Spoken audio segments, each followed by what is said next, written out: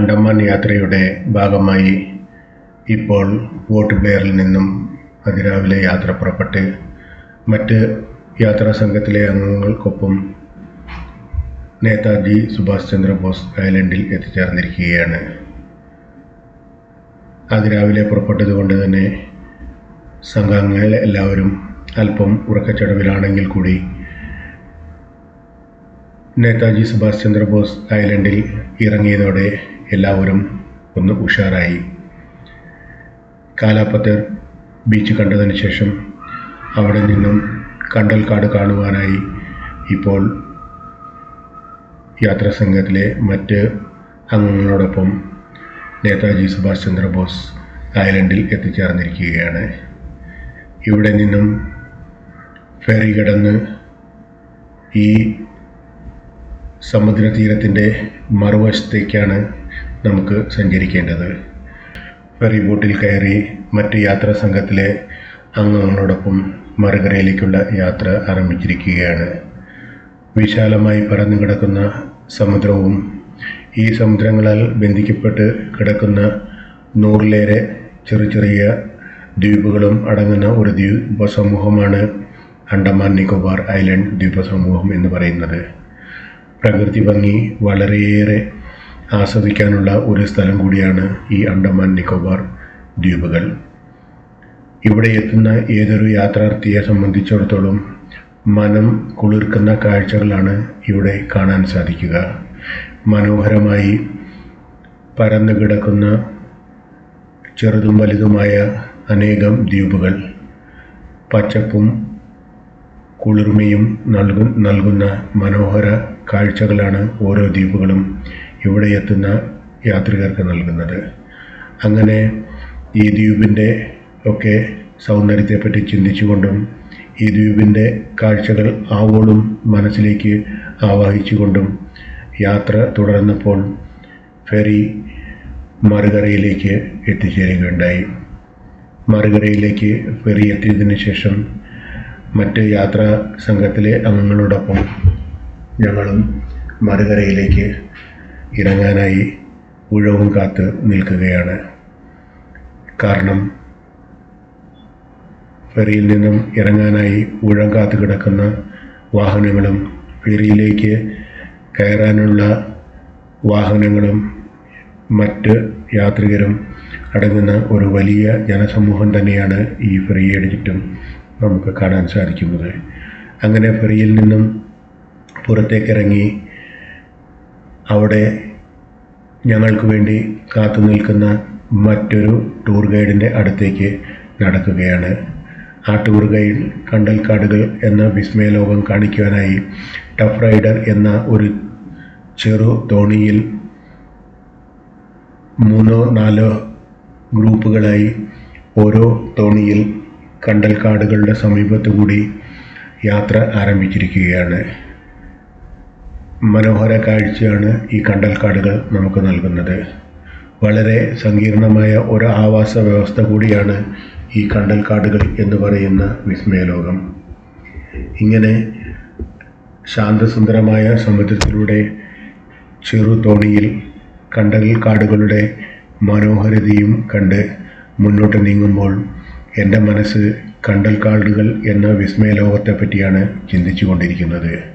അഴിമുഖങ്ങളിലും ചതുപ്പുകളിലും കായലോരങ്ങളിലും വളരുന്ന വൃക്ഷങ്ങളും കുറ്റിച്ചെടികളും അടങ്ങുന്ന സങ്കീർണമായ ആവാസ വ്യവസ്ഥകളാണ് കണ്ടൽക്കാടുകൾ എന്നറിയപ്പെടുന്നത്. കണ്ടൽ മരങ്ങളും അവയുടെ കൂടെ വളരുന്ന കണ്ടലിതര സസ്യങ്ങളും ഈ പ്രദേശങ്ങളിൽ ഇടതിങ്ങി വളരുന്നു. പുഴയും കടലും ചേരുന്നിടത്തുള്ള ഉപ്പ് കലർന്ന വെള്ളത്തിൽ വളരുന്ന ഇവയെ കണ്ടൽ ചെടികൾ എന്നും വിളിക്കുന്നു. വേലിയേറ്റ സമയത്ത് ജലാവൃതമായും വേലിയിറക്ക സമയത്ത് അനാവൃതവുമായ അന്തരീക്ഷവുമായി ബന്ധപ്പെടുന്ന തണ്ണീർ തടങ്ങളിലെ ചതുപ്പ് നിലങ്ങളിലാണ് സാധാരണയായി കണ്ടൽക്കാടുകൾ വളരുന്നത്.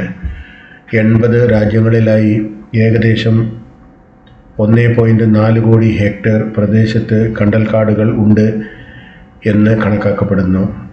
ഇന്ത്യയിൽ തന്നെ 6740 ചതുരശ്ര കിലോമീറ്റർ പ്രദേശത്ത് ഇവ കാണപ്പെടുന്നുണ്ടെന്നാണ് കണക്ക്. അധികവും അന്തമാൻ നിക്കോബാർ ദ്വീപുകളുടെ കിഴക്കൻ തീരങ്ങളിലാണ് കാണപ്പെടുന്നത്. ഭൂമിയിലെ ഏറ്റവും ജൈവസമ്പന്നമായ കിഴക്കൻ തീരങ്ങളിലുള്ള ആവാസ വ്യവസ്ഥകളാണ് ഇവ. ഉഷ്ണമേഖല കാടുകൾ ആഗിരണം ചെയ്യുന്ന കാർബണിനേക്കാൾ 50 ഇരട്ടി കാർബൺ വലിച്ചെടുക്കാനുള്ള ശേഷി ഇത്തരം കണ്ടൽക്കാടുകൾക്കുണ്ട്. അതുവഴി അന്തരീക്ഷ മലിനീകരണം ഒരു പരിധിവരെ കുറയ്ക്കാൻ ഇവ സഹായിക്കുന്നു. അതോടൊപ്പം ഇവ ധാരാളം ഓക്സിജനും പുറത്തേക്ക് വിടുന്നു. വ്യത്യസ്ത ഇനം മത്സ്യങ്ങൾ അടക്കമുള്ള ജലജീവികൾക്ക് സുരക്ഷിതമായി പ്രജനനം നടത്താനും പക്ഷികൾക്ക് കൂട് കെട്ടാനും ഈ പ്രദേശങ്ങൾ ഉപകരിക്കുന്നു. മാത്രമല്ല, പ്രകൃതി ദുരന്തങ്ങളെ ചെറുക്കാനും ഇവയ്ക്ക് അത്ഭുതകരമായ ശേഷിയുണ്ട്. ജലാശയങ്ങൾക്ക് സമീപം കണ്ടൽ ചെടികൾ നട്ടുവളർത്തുക, കണ്ടൽക്കാടുകൾ സംരക്ഷിക്കുക എന്നതാണ് പരിസ്ഥിതി സംരക്ഷണത്തിന് ഫലപ്രദമായ ഒരു മാർഗം. കേരളത്തിൽ കല്ലേൻ പൊക്കൂടൻ കണ്ടൽക്കാടുകളുടെ സംരക്ഷണത്തിനായി പ്രവർത്തിച്ച ഒരു പരിസ്ഥിതി പ്രവർത്തകനാണ്. ഇത്തരം കണ്ടൽക്കാടുകളെക്കുറിച്ച് റിസർച്ച് വനമാക്കി മാറ്റിയ ഇന്ത്യയിലെ ആദ്യ സംസ്ഥാനമാണ് പശ്ചിമ ബംഗാൾ. ലോകത്തിലെ ഏറ്റവും വലിയ കണ്ടൽക്കാട് ഉള്ളതും ഇന്ത്യയിലാണ്. 80 രാജ്യങ്ങളിലായി ഏകദേശം 14 ദശലക്ഷം ഹെക്ടർ പ്രദേശത്ത് കണ്ടൽക്കാടുകൾ ഉണ്ട് എന്നാണ് കണക്കാക്കപ്പെട്ടിരിക്കുന്നത്. ഭൂമിശാസ്ത്രപരമായി കണ്ടൽക്കാടുകൾ 2 മേഖലകളിലാണ് കാണപ്പെടുന്നത്. ഇന്ത്യയുൾപ്പെടെ ഇന്തോ പസഫിക് മേഖലയും അമേരിക്കയും പടിഞ്ഞാറൻ ആഫ്രിക്കൻ തീരങ്ങളും ഉൾപ്പെടുന്ന ആഫ്രോ അമേരിക്കൻ മേഖലയും. ഇന്ത്യയിൽ ഏതാണ്ട് 6740 ചതുരശ്ര കിലോമീറ്റർ പ്രദേശത്ത് കണ്ടൽക്കാടുകൾ ഉണ്ട് എന്നാണ് കണക്കാക്കപ്പെട്ടിരിക്കുന്നത്. ഇതിൽ 88% അന്തമാൻ നിക്കോബാർ ദ്വീപുകൾ ഉൾപ്പെടെയുള്ള കിഴക്കൻ തീരപ്രദേശത്താണ് കാണപ്പെടുന്നത്. തീരപ്രദേശങ്ങളിലും ചതുപ്പുകളിലും കാണപ്പെടുന്ന നിത്യഹരിത വനങ്ങളിലെ അംഗങ്ങളായ സസ്യങ്ങളാണ് കണ്ടൽ അഥവാ കണ്ടലുകൾ എന്ന് അറിയപ്പെടുന്നത്. പുഴയും കടലും ചേരുന്ന ഇടങ്ങളിലെ ഉപ്പ് കലർന്ന വെള്ളത്തിൽ വളരുന്ന ഇത്തരം ചെടികൾ ഓരുവെള്ളത്തിൽ വളരാൻ ആവശ്യമായ പ്രത്യേകതകൾ ഉള്ളവ കൂടിയാണ്. വേലിയേറ്റ സമയത്ത് ജലാവൃതമായും വേലിയിറക്ക സമയത്ത് അനാവൃതമായും ഇവ കാണപ്പെടുന്നു. വലിയ തിരമാലകളില്ലാത്ത ഇവിടങ്ങളിൽ നദികളിൽ നിന്നും ഒഴുകിയെത്തുന്ന ഫലഭൂയിഷ്ഠമായ എക്കലും കടലിൽ നിന്നും വേലിയേറ്റത്തിൽ കയറി വരുന്ന ധാതു ലവണങ്ങളും കണ്ടലുകളെ ഭൂമിയിലെ ഏറ്റവും മികച്ച ആവാസ വ്യവസ്ഥകളിൽ ഒന്നാക്കി മാറ്റുന്നു. എല്ലാ നീർക്കെട്ടുകളിലും കണ്ടലുകൾ കാണാറില്ല. ആഴം കുറഞ്ഞതും വളക്കൂറുള്ളതും ഉപ്പിൻ്റെ അംശം ഉള്ളതുമായ ജലത്തിലാണ് സാധാരണയായി ഈ കണ്ടൽക്കാടുകൾ രൂപപ്പെടാറുള്ളത്. വേലിയേറ്റവും വേലിയിറക്കവുമുള്ള പ്രദേശങ്ങൾ മറ്റ് ഒരു അനുകൂല ഘടകവുമാണ് ഇവയുടെ വളർച്ച. അവയിൽ ചില ഇനങ്ങളുടെ പ്രത്യേകത ശിഖരങ്ങളിൽ നിന്നും താഴേക്ക് വളർന്ന് മണ്ണിൽ താണിറങ്ങുന്ന താങ്ങുവേരുകളാണ്. വേലിയേറ്റ ഇറക്കങ്ങളിൽ മണ്ണിൽ പിടിച്ചു നിൽക്കാൻ താങ്ങുവേരുകൾ ഇവയെ സഹായിക്കുന്നു. കടലാക്രമണങ്ങളെയും മണ്ണൊലിപ്പിനെയും തടയാൻ കണ്ടൽക്കാടുകൾക്ക് കഴിവുണ്ട്. സുനാമിയെ നേരിടാനും കണ്ടൽ മരങ്ങൾ പ്രാപ്തരാണ്. കണ്ടൽ മരങ്ങൾ ഉപ്പുവെള്ളത്തിലും ചെളിത്തട്ടിലും നിൽക്കുന്നതിനാൽ വേരുകൾക്ക് ആവശ്യമായ പ്രാണവായു ലഭിക്കാറില്ല. അതിനാൽ മണ്ണിനടിയിലെ വേരുകളിൽ നിന്നും സൂര്യപ്രകാശത്തിന് നേരെ വളരുന്ന സൂചി വേരുകൾ അന്തരീക്ഷത്തിൽ നിന്നും ഓക്സിജൻ വലിച്ചെടുത്ത് ഉപയോഗിക്കാൻ പര്യാപ്തവുമാണ്. സൂചി വേരുകളിൽ ധാരാളം വായു അറകളുണ്ട്. അറകൾ ജലത്തിന് ഉപരിതലത്തിലായിരിക്കും തുറന്നിരിക്കുക. അങ്ങനെ വായു ലഭ്യതയുടെ കുറവിനെ നേരിടാനും കണ്ടലുകൾക്ക് തങ്ങൾക്ക് മാത്രമുള്ള ഈ പ്രത്യേകത ഉപയോഗിച്ച് സാധിക്കും എന്നതാണ് ഇവയുടെ ഒരു അത്ഭുതം. മാതൃസസ്യങ്ങൾ ആയിരിക്കുമ്പോൾ തന്നെ വിത്തുകൾ മുളയ്ക്കുന്നു. താഴോട്ട് വളരുന്നതിനാൽ കുഞ്ഞു സസ്യങ്ങളുടെ ഭാരം വർദ്ധിക്കുകയും ഭൂഗുരുത്വം മൂലം തനിയെ വേർപെട്ട് ചെളിയിലും മറ്റും വീണുറയ്ക്കുകയും സ്വതന്ത്രമായി വളരാൻ തുടങ്ങുകയും ചെയ്യുന്നു ഈ സസ്യങ്ങൾ. കണ്ടൽ വനങ്ങൾ ജൈവ വൈവിധ്യ കലവറയാണെന്ന് നമുക്ക് തീർച്ചയായും പറയാവുന്നതാണ്. കണ്ടൽക്കാടുകളിൽ പ്രധാനമായും 3 സസ്യങ്ങളെയും കാണാം. ചൂരൽ, പൂക്കൈത, ഒതളം എന്നിവയാണ് അവ. വള്ളികളും അടിക്കാടും ഇവയുടെ പ്രത്യേകതയാണ്. സൂര്യ തുഷാരം പോലെയുള്ള ഇരപിടിയൻ ചെടികളും ഈ കാടിനുള്ളിൽ സാധാരണമാണ്. നീർനായ്ക്കളും വിവിധ ഇനം ഉരഗങ്ങളും കണ്ടൽക്കാടുകളിൽ സസുഖം വാഴുന്നു. ദേശാടനത്തിനായി എത്തുന്ന കൊക്കുവർഗത്തിൽപ്പെടുന്ന പക്ഷികളിൽ മിക്കതും പ്രജനനത്തിനായി ഈ കണ്ടൽ വനങ്ങളെ തിരഞ്ഞെടുക്കുന്നു. നീർക്കാക്ക, ചേരക്കോഴി, പാതിരാക്കൊക്ക് എന്നിവ കണ്ടൽക്കാടുകളിലാണ് കൂട്ടമായും ചേക്കേറുന്നതും കൂടുകൂട്ടി അടയിരിക്കുന്നതും. കണ്ടൽക്കാടുകളുടെ വേരുകൾക്കിടയിൽ മാത്രം കാണപ്പെടുന്ന കൊഞ്ചുകളും മത്സ്യജാതികളും തിരിച്ചറിയപ്പെട്ടിട്ടുണ്ട്. കണ്ടൽ മരങ്ങളുടെ വേരുപടലം നാനാജാതി സൂക്ഷ്മജീവികളുടെയും മത്സ്യങ്ങളുടെയും പ്രജനന കേന്ദ്രവും ആവാസ കേന്ദ്രവും കൂടിയാണ്. കണ്ടൽ മരങ്ങളുടെ വേരുകൾ ഒഴുക്കിൽ നിന്നും മറ്റ് ജീവികളുടെ ആക്രമണങ്ങളിൽ നിന്നും ചെറുജീവികളെ കാത്തു സൂക്ഷിക്കുന്നു. ഭൂമിയിലെ ഏറ്റവും ജൈവസമ്പന്നമായ ആവാസ വ്യവസ്ഥകളിൽ പ്രധാനപ്പെട്ടവയാണ് കണ്ടൽക്കാടുകൾ. മറ്റൊന്ന് ഉഷ്ണമേഖലാ മഴക്കാടുകളാണ്. ജീവോൽപാദനത്തിന് ഇവ രണ്ടും മുഖ്യ പങ്ക് വഹിക്കുന്നുണ്ട്. കണ്ടൽ വനങ്ങളിലൂടെയുള്ള ചെളിപ്പരപ്പുകളിലൂടെ ഓരോ ചതുരശ്ര മീറ്ററിനും 200 ഗ്രാം നൈട്രോജൻ ലഭിക്കും. അതായത് ഹെക്ടർ ഒന്നിന് 1250 കിലോഗ്രാം മാംസ്യം ഈ സൂക്ഷ്മ സസ്യതലത്തിലൂടെ ശേഖരിക്കുന്നു എന്നർത്ഥം. മാത്രമല്ല, ഈ ഊർജപ്രവാഹം സമീപസ്ഥ തീരക്കടലിലേക്ക് എത്തിക്കുവാനും കാരണമാകുന്നു. അന്തർദേശീയ സമുദ്രോൽപാദന വിപണിയിൽ ഇഷ്ടപ്പെട്ട ഇനമായ പിനൈഡ് വർഗത്തിൽപ്പെട്ട ചെമ്മീനുകളുടെ വിളനിലമാണ് കേരളത്തിലെ തീരദേശം. ഇവ മുട്ടയിടുന്നത് സമുദ്രത്തിലാണെങ്കിലും വേലിയേറ്റത്തിൻ്റെ ഫലമായി മുട്ട വിരിഞ്ഞ ശേഷം കുഞ്ഞുങ്ങൾ കണ്ടൽക്കാടുകളുടെ അഴിമുഖത്തും കായൽ പരപ്പിലും വന്നെത്തുന്നു. ഇവിടുത്തെ പരിസ്ഥിതി ഇവയ്ക്ക് അനുകൂലമായതിനാൽ യൗവനാരംഭം വരെ അവ ഇവിടെ കഴിയുകയും പ്രജനനത്തിനായി വീണ്ടും കടലിലേക്ക് മടങ്ങുകയും ചെയ്യുന്നു. ഇന്ത്യയിൽ അടുത്ത കാലത്ത് നടത്തിയ പഠനങ്ങളിൽ നിന്ന് ഏതാണ്ട് 6740 ചതുരശ്ര കിലോമീറ്റർ പ്രദേശത്ത് കണ്ടൽക്കാടുകൾ ഉണ്ട് എന്നാണ് കണക്കാക്കിയിരിക്കുന്നത്. ഇന്ത്യയിൽ ഏറ്റവും കൂടുതൽ കിഴക്കൻ തീരങ്ങളിലാണ് ഇവ കാണപ്പെടുക. ലോകത്തിലെ ഏറ്റവും വലിയ കണ്ടൽ വനമാണ് സുന്ദർബൻ ഡെൽറ്റ അഥവാ സുന്ദർ വനങ്ങൾ. ഗംഗ, ബ്രഹ്മപുത്ര നദികളുടെ അഴിമുഖത്ത് പശ്ചിമ ബംഗാളിലും ബംഗ്ലാദേശിലുമായി ഇത് പരന്നു കിടക്കുന്നു. സുന്ദരി എന്ന് പ്രസിദ്ധമായ ഒരിനം കണ്ടൽ വളരുന്നതിനാലാണ് സുന്ദർ വനങ്ങൾ എന്ന പേര് ഇവയ്ക്ക് ലഭിച്ചത്. യുനെസ്കോയുടെ ലോക പൈതൃക പട്ടികയിൽ സുന്ദരവനം ഇടം നേടിയിട്ടുമുണ്ട്. അന്തമാൻ നിക്കോബാർ ദ്വീപുകൾ, ഗുജറാത്തിലെ കച്ച് മേഖലയിലും കണ്ടൽക്കാടുകൾ ധാരാളമായി കാണപ്പെടുന്നുണ്ട്. 59 ഇനങ്ങളിലുള്ള കണ്ടൽക്കാടുകൾ ഇന്ത്യയിൽ കാണപ്പെടുന്നു. കേരളത്തിൽ 18ഓളം വിവിധ ഇനങ്ങൾ ഉണ്ട് എന്നാണ് പഠനങ്ങൾ സൂചിപ്പിക്കുന്നത്.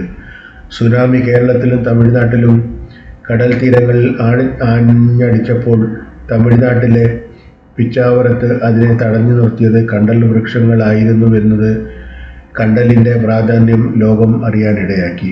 40 വർഷം മുമ്പ് വരെ കേരളത്തിൽ 700 ചതുരശ്ര കിലോമീറ്ററിൽ കുറയാത്ത പ്രദേശത്ത് കണ്ടലുകൾ വളർന്നിരുന്നു. എങ്കിലും ഇന്ന് ഏകദേശം 17 ചതുരശ്ര കിലോമീറ്ററിൽ താഴെ കണ്ടലുകൾ കാണപ്പെടുന്നുള്ളൂ എന്ന് കേരള വനം വകുപ്പ് പറയുന്നു. സംസ്ഥാനത്തെ കണ്ടൽ വന വിസ്തൃതി 25.2 ചതുരശ്ര കിലോമീറ്റർ ആണെന്ന് 2010 കേരള ശാസ്ത്ര സാഹിത്യ പരിഷത്ത് പഠനം തെളിയിക്കുന്നുണ്ട്. 17ാം നൂറ്റാണ്ടിൻ്റെ അവസാനത്തിൽ വാൻ റിച്ച് രചിച്ച ഓർത്തൂസ് മലബാറിക്കൂസ് എന്ന ഗ്രന്ഥത്തിൽ മലബാർ തീരങ്ങളിൽ കണ്ടുവരുന്ന കണ്ടൽ സസ്യങ്ങളെക്കുറിച്ച് വിശദമായി പ്രതിപാദിച്ചിരിക്കുന്നു. അദ്ദേഹത്തിന് ശേഷം പ്രസിദ്ധീകരിച്ച നിരവധി സസ്യശാസ്ത്ര ഗ്രന്ഥങ്ങളിൽ കേരളത്തിലെ കണ്ടൽക്കാടുകളെ പറ്റിയുള്ള പരാമർശങ്ങളുണ്ട്.